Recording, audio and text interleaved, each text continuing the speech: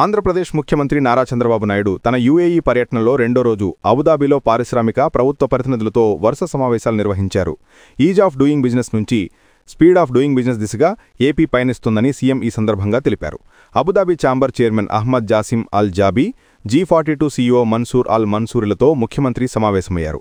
రాజధాని అమరావతిలో quantum computing సేవలు జనవరి నుంచి అందుబాటులోకి వస్తాయని, అమరావతి ఇన్నోవేషన్కు కేంద్రంగా ఉంటుందని వివరించారు. అబుదాబి నేషనల్ ఆయిల్ కంపెనీ ప్రతినిధులతో భేటీ అయిన సీఎం దక్షిణాసియాకు చేరువగా సుదీర్ఘ తీరప్రాంతం కలిగిన ఏపీలో పెట్రోకెమికల్ కంపెనీల కార్యకలాపాలకు, ఇంధన రంగంలో పెట్టుబడులకు విస్తృత అవకాశాలు ఉన్నాయని వివరించారు. ఏడీఎన్ఓసీ భారతదేశంలో తమ వ్యాపారాన్ని విస్తరించేందుకు ఆసక్తి చూపింది. అపెక్స్ ఇన్వెస్ట్మెంట్స్, మజ్దర్ వంటి సంస్థలతో జరిగిన 1-to-1 భేటీల్లో గ్రీన్ ఎనర్జీపై ఏపీ ఫోకస్ పెట్టినట్లు సీఎం వివరించారు. బ్యాటరీ స్టోరేజ్, సూపర్ కెపాసిటర్స్ రంగంలో పెట్టుబడులు పెట్టాలని అపెక్స్ను సీఎం కోరారు. సూపర్ కెపాసిటర్ ఉత్పత్తులను ఏపీకి పంపేందుకు అపెక్స్ ప్రతినిధులు అంగీకరించారు. అక్తియా గ్రూప్, లులు గ్రూప్ వంటి సంస్థలను ఫుడ్ ప్రాసెస్ రంగంలో పెట్టుబడులు పెట్టాలని సీఎం ఆహ్వానించారు. ఏపీలో కోకా ఉత్పత్తి బాగుంటుందని, చాక్లెట్ పరిశ్రమ స్థాపించే అంశంపై ఆలోచన చేయాలని అక్తియా గ్రూప్కు సూచించారు. యూఏఈలోని పారిశ్రామికవేత్తలు, బిజినెస్ ఎగ్జిక్యూటివ్లతో జరిగిన నెట్వర్క్ లంచ్లో ముఖ్యమంత్రి బృందం పాల్గొంది.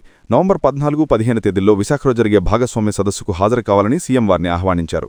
రాష్ట్రంలో త్వరలో పర్యటిస్తామని, పెట్టుబడులపై ఆలోచన చేస్తామని ప్రతినిధులు సీఎంకు తెలిపారు. యూఏఈలోని వివిధ దేశాలకు చెందిన సావరిన్ ఫండ్స్ ద్వారా ఏపీలో పెట్టుబడులు పెట్టే అంశంపై కూడా ఈ భేటీల్లో ప్రత్యేక చర్చ జరిగింది. సీఎం వెంట మంత్రులు బీసీ జనార్దన్ రెడ్డి, టీజీ భరత్ సహా ఉన్నతాధికారులు పాల్గొన్నారు.